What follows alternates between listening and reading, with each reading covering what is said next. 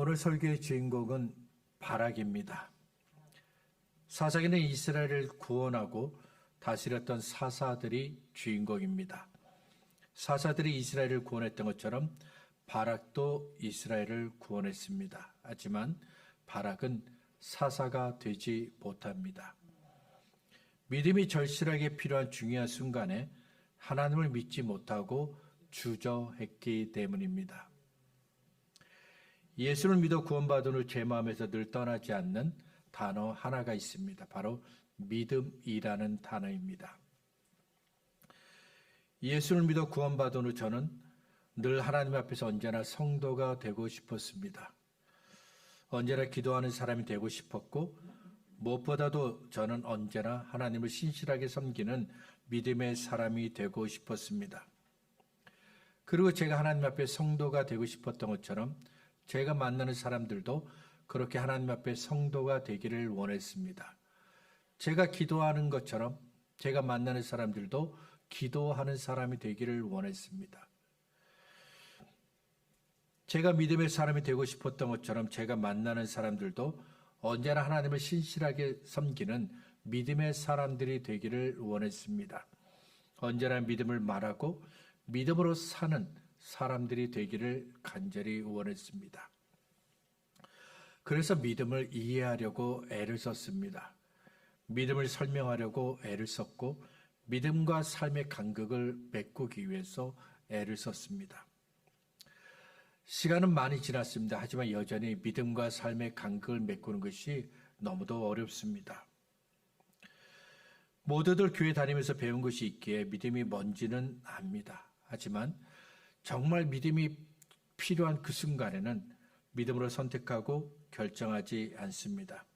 그러다 보니 살아가는 모습 속에 믿음을 발견하기가 어려워졌습니다. 마가복음 4장 40절에서 예수님이 제자들에게 너희가 어찌 믿음이 없느냐 이렇게 책망하셨습니다. 예수님은 늘 제자들에게 천국 복음을 가르쳐 주셨습니다. 예수님이 어떤 분인지, 예수님이 누구신지 제자들에게 가르쳐 주셨습니다. 이 정도 가르쳐 줬으면 제자들이 철저하게 믿음의 사람이 되어야 할 텐데 제자들은 마치 이제 처음 예수를 믿는 사람처럼 생각하고 행동했습니다. 문제를 만날 때보다 제자들은 여지없이 흔들렸고 무너졌습니다. 예수님은 예수를 만나기 위해 온 사람들에게도 믿음이 없다 책망하셨습니다.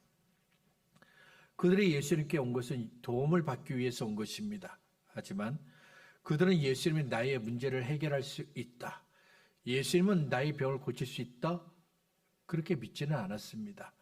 그래서 예수님께서 그들이 믿음이 없다며 책망하셨던 것입니다. 그러면 저와 여러분은 어떨까요? 예수님의 책망에서 자유로울까요?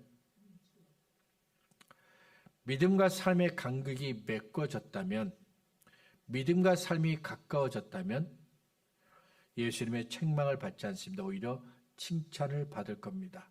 하지만 믿음과 삶의 간극이 메꿔지지 않았다면, 믿음과 삶이 너무 멀리 있다면 우리 역시 예수님의 책망에서 자유로울 수가 없습니다. 칭찬은 아예 기대도 할 수 없습니다. 믿음과 삶의 간극을 없애지 못했기 때문에 예수님을 믿은 지 오랜 시간이 지났지만 아직도 우리의 믿음은 예수님께서 기대하신 만큼 자라지 못했습니다. 교회를 다니는 시간만큼 교회에 대해서 할 말은 많아졌지만 정작 믿음에 대해서는 할 말이 없습니다. 하나님을 믿기 때문에 했던 일도 거의 없습니다. 사사기 4장은 우리들에게 먼저 두 가지 사실을 알려줍니다. 먼저 모압의 앞제에서 이스라엘을 구원했던 그 사사 에훗이 죽었다는 말씀을 시작합니다. 그리고 이어서 이스라엘 자손이 다시 하나님 앞에서 악을 행했다 말씀합니다. 두 가지 사실을 말씀했지만 에훗이 죽었다는 것과 이스라엘 백성이 다시 하나님 앞에 악을 행했다는 말씀은 서로 연결된 말씀입니다. 에훗이 죽은 후에 이스라엘 사람들이 악을 행했기 때문입니다. 모압에서 이스라엘을 구원한 후 에훗은 80년 동안 사사로 일했습니다. 에훗이 사사로 있었던 그 80년 동안 이스라엘 백성은 하나님을 섬겼습니다. 에훗이 인도하는 대로 그들은 하나님을 위해서 살았고 오직 하나님만 생각했습니다. 그러나 에훗이 죽자마자 이스라엘이 다시 악을 행합니다. 이스라엘이 죄를 생각하지 못하도록 막고 있었던 사사가 죽었기 때문입니다. 죄 때문에 오랫동안 모압의 압제를 받았습니다. 하나님께서 에훗을 사사로 보내주셔서 구원하셨습니다. 하지만 이스라엘은 구원을 받은 그 순간부터 다시 예전처럼 자기들이 원하는 대로 살고 싶었습니다. 나를 위해서 살고 싶었고 다른 사람들처럼 쾌락을 즐기고 거짓말하고 속이면서 살고 싶었습니다. 그렇지만 에훗 때문에 이스라엘은 아무것도 할 수 없었습니다. 에훗이 이스라엘이 죄를 범하지 않도록 막고 있었기 때문입니다. 이스라엘의 욕심을 따르지 않도록 에훗이 막고 있었기 때문입니다. 그러니까 에훗은 이스라엘의 파수꾼이었습니다. 이스라엘이 헛된 생각 품지 못하도록 죄의 길을 가지 않도록 지켜보는 파수꾼이었습니다. 하지만 에훗이 죽으면서 이스라엘을 억제하던 것이 사라졌습니다. 욕심을 따르지 못하도록 막고 있었던 안전장치가 사라졌습니다. 이제 누구도 이스라엘을 막을 수 없게 되었습니다. 그들은 에훗의 죽음을 죄를 선택하고 따를 수 있는 기회로 삼았습니다. 결국 이스라엘은 다시 옛날처럼 하나님이 싫어하시는 악을 행하는 사람들이 되었습니다. 에훗이 죽으면서 이스라엘이 다시 악을 행한 것을 보면서 저는 제가 예비군 훈련을 받을 때 경험했던 일이 생각이 났습니다. 한국에서는 군대를 제대한 이후에 몇 년 동안 예비군이 되죠. 몇 년 동안은 군인처럼 훈련을 받습니다. 저도 군대를 제대한 후 처음으로 예비군이 되어 훈련을 받았을 때 있었던 일인데, 예비군 훈련을 받기 위해서 군무대로 갔습니다. 군복을 입고 훈련을 받았는데 같이 훈련을 받는 사람들의 모습이 제 눈에는 너무 이상했습니다. 사람들의 대화를 들어보면 처음부터 끝까지 욕입니다. 입에서 나오는 말이 너무 거칠어서 귀로 듣기가 너무 고통스럽습니다. 길을 걸어가면서 계속 침을 뱉어요. 담배를 피우는 애는 아무데나 탁 버려요. 그래서 예비군 훈련을 받는 그 시간이 너무 힘들었습니다. 예비군 훈련이 끝났습니다. 집으로 가기 위해 부대 밖으로 나왔습니다. 저는 다시 한번 함께 훈련 받았던 사람들을 보면서 이상하다 여겼습니다. 예비군 훈련이 끝나면서 그들 중에 어떤 사람들은 직장으로 가기 위해 옷을 갈아입었습니다. 그런데 부대 안에서 조금 전까지 욕을 하던 사람들이 굉장히 정중한 말을 씁니다. 예의가 바른 사람들이 되었습니다. 길을 가면서 침을 뱉지 않아요. 담배를 피웠는데 쓰레기통에 버립니다. 부대 안에 있을 때의 모습과 부대 밖의 모습이 너무 다릅니다. 군복을 입었을 때는 자기가 하고 싶은 대로 했는데 군복을 벗었을 때는 일상생활로 돌아가니까 무척이나 예의가 바른 사람들이 되었습니다. 에훗이 살아있을 때 이스라엘은 군복을 벗고 있었습니다. 이스라엘은 에훗처럼 하나님을 섬겼고 하나님이 기뻐하신 일을 선택했고 하나님이 싫어하시는 것은 버렸습니다.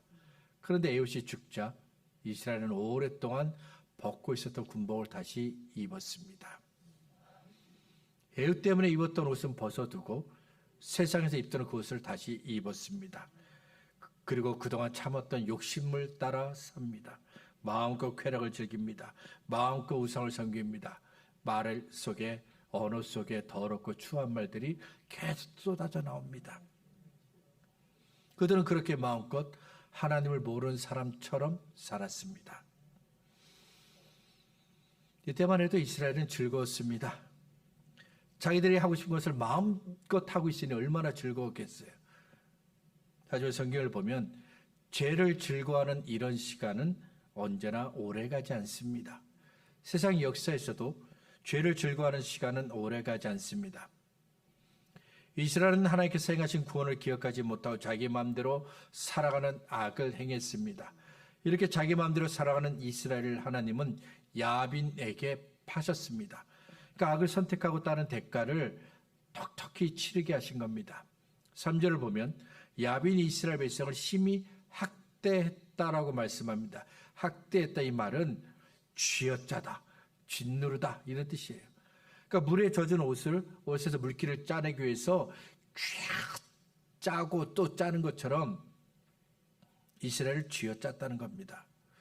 심히 학대했다는 표현을 통해 우리는 야빈이 이스라엘을 얼마나 혹독하게 괴롭혔는지 상상할 수 있습니다.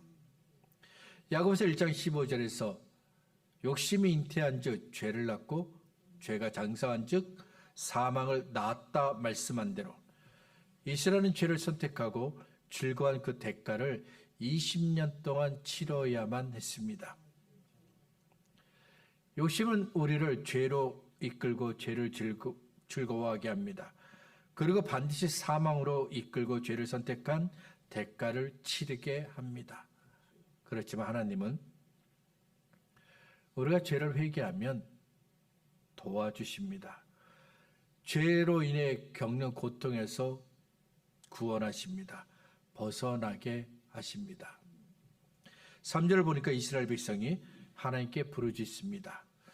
야빈 왕은 철병거 900대가 있어 20년 동안 이스라엘 자손을 심히 학대하였으므로 이스라엘 자손이 여호와께 부르짖었더라.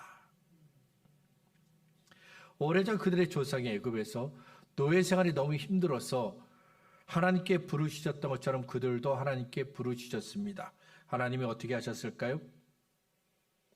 비록 악을 행했지만 하나님이 이스라엘이 부르짖는 그 소리를 외면하지 않으셨습니다. 그들의 기도에 응답하셨습니다. 하나님의 응답은 종려나무 아래에서 이스라엘을 위로했던 그 드보라를 통해 이루어졌습니다. 야빈의 억압 아래 있는 동안 이스라엘은 빛이 하나도 없는 어둠이었습니다. 소망도 없고 꿈도 꿀 수 없는 암울한 시대입니다. 그런데 놀라운 것은 그런 시대에 선지자이며 사사인 드보라가 있었다는 겁니다. 에웃은 죽고 없었지만 하나님은 여전히 이스라엘에게 드보라를 통해 도와주셨습니다. 그를 위로하셨고 은혜를 베풀어 주셨습니다. 이스라엘 역사를 보면 선지자들이 많이 등장하죠. 근데 선지자들이 가장 왕성하게 활동했던 시기가 언제인가 보면 그 시대가 가장 암울했던 시대예요. 사람들이 다 죄를 생각하고 있을 때 그때 선지자들이 등장하고 선지자들이 왕성하게 활동합니다. 악인들이 하나님을 믿는 사람들에게 고통을 주는 시대, 교만한 자들의 목을 뻣뻣하게 세우고 하나님을 믿는 사람들을 조롱하는 그 시대에 하나님이 선지자들을 주셨고 선지자들을 통해 하나님의 말씀을 선포케 하셨습니다. 악인들과 죄인들과 교만한 자들을 보면서 사람들 시대가 참 암울하다, 어둡다 탄식합니다. 어디에도 소망이 없다. 이렇게 악한 사람들 통해서 우리가 어떻게 살면 좋을까 탄식합니다. 그런데 하나님은 시대가 암울하기 때문에 하나님을 믿고 섬기는 사람들을 우리 곁에 있게 하십니다. 소망이 없기 때문에 하나님의 꿈을 가진 사람들을 우리 곁에 있게 하십니다. 세상이 어둡지만 하나님을 믿는 사람들이 있습니다. 성실하게 하나님을 믿고 섬기는 사람들을 보시기 바랍니다. 자, 어두운 시대 이스라엘 곁에 있었던 드보라, 하나님은 드보라를 통해 이스라엘의 구원을 말씀하셨습니다. 6절과 7절을 보겠습니다. 드보라가 사람을 보내어 아비노함의 아들 바락을 납달리 게데스에서 불러다가 그에게 이르되 이스라엘의 하나님 여호와께서 이같이 명령하지 아니하셨느냐?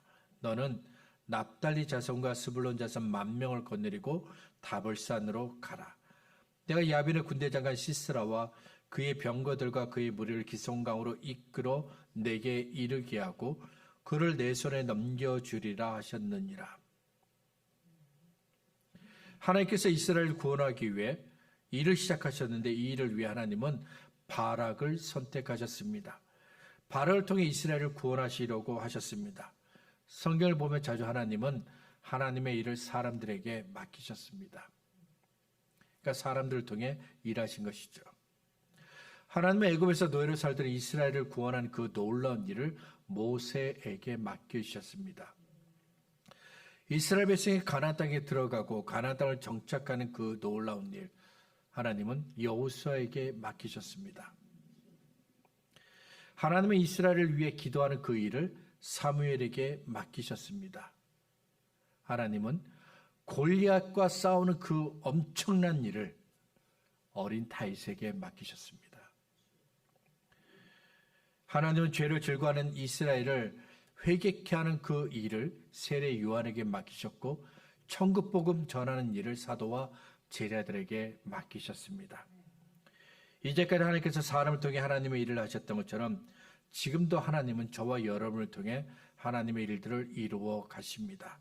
우리 모두가 하나님의 일을 위해 쓰임받는 일꾼이 되시기를 바랍니다. 자, 하나님께서 바락을 지명하여 부르셨습니다. 바락을 통해 이제 이스라엘을 구원하려고 하십니다. 그런데 바락이 주저합니다. 8절입니다. 바락이 그에게 이르되 만일 당신이 나와 함께 가면 내가 가려니와 만일 당신이 나와 함께 가지 아니하면 나도 가지 아니하겠노라. 하나님은 분명히 말씀하셨습니다. 바락, 내가 너와 함께 하겠고 야빈을 바락의 손에 붙이시겠다 약속하셨습니다. 그런데도 바락은 두보라가 당신이 나와 함께 가지 않으면 나도 안 갈 겁니다 라고 말합니다. 바락이 왜 이렇게 말했을까요? 바락이 왜 주저하는 걸까요? 바락이 다른 사람들보다 강인하지 못했기 때문에 주저하는 것이 아닙니다. 용기가 없어 주저하는 것도 아닙니다.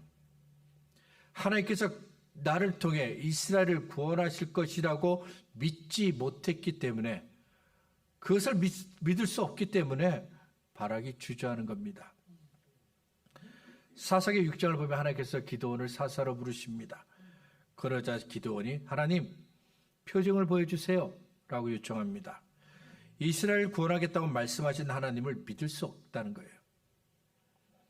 기드온이 그래서 눈으로 볼 수 있는 확실한 증거를 달라 요청한 겁니다. 자, 기드온이 양털 한 뭉치를 마당에 놓습니다. 그리고 하나님께 요청합니다. 양털에만 물이 있고 주변은 다 마르게 해주세요. 하나님이 어떻게 하셨을까요? 그래, 하나님께서 기드온이 요청한 대로 양털에만 물이 있고 주변은 다 마르게 하셨습니다.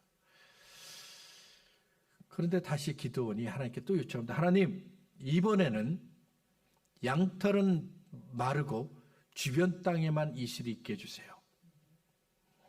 하나님께서 이번에도 기드온이 요청한 대로 양털은 바짝 마르게 하시고 주변 땅은 다 젖게 하셨습니다. 하나님께서 기드온에게 2번이나 표징을 보여주셨습니다. 이쯤 되면 하나님을 믿어야 될 텐데 우리 같으면 한 번만 보여줘도 믿을 텐데 기도는 2번을 보여줘도 믿질 못해요. 그러니까 하나님께서 이번에는 어떻게 하시냐면 적이 꾼 꿈을 들려주시면서 다시 기드온에게 승리와 구원을 말씀하십니다. 그러자 기드온이 하나님을 믿습니다. 바락, 기드온 두 사람이 가진 그 불신앙이 우리에게도 있습니다. 죄의 문제를 해결하고 싶습니다. 근심과 염려에서 벗어나고 싶고 아픈 몸이 고침받기를 원합니다. 두려움에서 벗어나 평안과 기쁨이 있기를 원합니다. 그러면 예수님을 믿어야 됩니다. 예수님께 문제를 가지고 가면 됩니다. 그러면 예수님께서 우리의 모든 문제를 해결해 주십니다.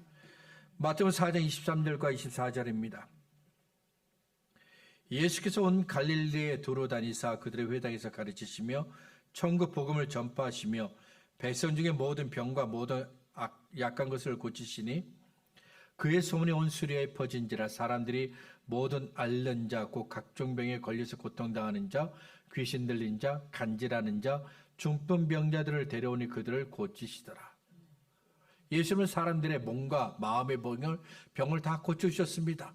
귀신을 쫓아내셨습니다. 누구든지 예수님께만 가면 문제가 해결되었습니다. 그런데 왜 우리에게는 이런 일이 일어나지 않을까요? 우리도 문제를 해결받기 위해서 예수님께 기도합니다. 생각날 때마다 기도합니다. 그런데 우리의 삶에는 아무 일도 일어나지 않습니다. 왜 아무 일도 일어나지 않을까요?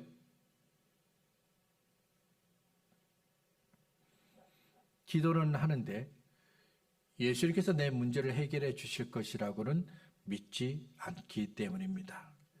이것이 바로 믿음과 삶의 간극입니다. 믿음과 삶이 가까이 붙어 있어야 하는데 믿음과 삶이 너무 쭉 멀리 떨어져 있어요. 이렇게 멀리 떨어져 있으면 믿음이 삶으로 이어지지 않습니다. 믿는다고 말해도 나의 삶에 아무 일도 일어나지 않습니다. 믿겠다고 결정하지 못하고 계속해서 주저하기 때문입니다. 지난달에 하늘에 돌잔치가 있었죠. 시간이 다 되어서 태권도장에 갔을 때 저는 깜짝 놀라고 말았습니다. 하늘이가 걷고 있었기 때문입니다. 그날 점심때만 해도 보행기를 타고 걸어 다녔는데 태권도장에서는 여기저기 자기가 원하는 곳으로 걷고 있었습니다. 마치 오늘 이 자리를 위해서 준비한 것처럼. 그 넓은 태권도장을 마음껏 걸어 다녔습니다. 한편으로는 내가 오늘 속았다는 생각도 했는데 하늘이가 정말 열심히 걸어 다녔어요. 넘어져도 굳건히 다시 일어나서 쫙 걸어 다녔어요. 우리는 걷는 것을 당연하게 여기지만 하늘에게는 걷는 것이 무척이나 어려운 일이죠. 누워서 몸을 이리저리 움직이는 것은 어렵지 않습니다. 그런데 아이들이 자리에서 일어나 걷는 것 무척이나 어려운 일입니다. 일어난 후에 두 발을 옮기는 것 정말 어렵습니다. 부모는 아이가 한 걸음만 더 걷기를 원하죠. 한 걸음만 더, 한 걸음만 이렇게 요청하지만 우리는 깨달아야 됩니다. 아이에게 얼마나 어려운 일을 이야기하고 있는 것인지. 중력이라는 것이 있습니다. 서로 끌어당기는 것인데 우리가 밟고 있는 땅이 모든 물체를 아래로 끌어당기고 있습니다. 사과나무에서 사과가 잘 익게 되면 땅으로 떨어지는 것처럼 모든 물체를 끌어당기고 있습니다. 우리의 땅이. 자, 하늘이가 걸으려고 합니다. 그러면 어떻게 될까요? 먼저 자리에서 일어나야 합니다. 그리고 일어나서 두 발로 서야 하는데 이때 하늘이는 아래로 끌어당기는 중력을 짊어지고 일어나야 합니다. 아래로 끌어당기는 그 힘을 거부하고 두 다리로 일어나야 합니다. 정말 어려운 일입니다. 하나님은 우리들에게 믿음을 가지라고 말씀합니다. 우리도 믿음을 달라고 하나님께 기도합니다. 어제보다 오늘도 하나님을 잘 믿기를 원하고 오늘보다 내일도 하나님을 잘 믿기를 원합니다. 그런데 믿음을 갖는 것이 정말 어렵습니다. 히브리서 11장 1절은 믿음은 바라는 것들의 실상에 보지 못하는 것들의 증거라고 말씀하는 대로 믿음을 가지려면 보이지 않는 것을 마치 내가 지금 보고 있는 것처럼 보아야 합니다. 불가능을 뛰어넘어야 합니다. 멀어진 믿음과 삶의 간격을 가깝게 해야 합니다. 그런데 이게 잘 안 돼요. 믿음과 삶이 자꾸 따로 놉니다. 가까워지기보다는 오히려 멀어집니다. 그래서 믿음을 갖는 것이 정말 어렵다고 말씀드리는 겁니다. 이런 일들이 반복되다 보니 사람들은 더 이상 믿음과 삶의 간격을 메꾸려는 노력을 하지 않습니다. 예배를 드릴 때는 정말 믿음의 사람이 되고 예배가 끝난 후에는 믿음과 상관없는 그 삶에 충실하게 사는 것을 당연하게 여기게 되었습니다. 오래전에 어떤 분이 한국에서 그런 글을 썼습니다. 제발 교회에서 나오지 마세요. 교회에서는 천사인데 거룩하고 천사인데 교회만 나오면 이런 악당이 없어요. 이런 못된 사람이 없어요. 그러니까 제발 나오지 마세요. 누가 그런 말 했을까요? 가족이 그 얘기를 했어요.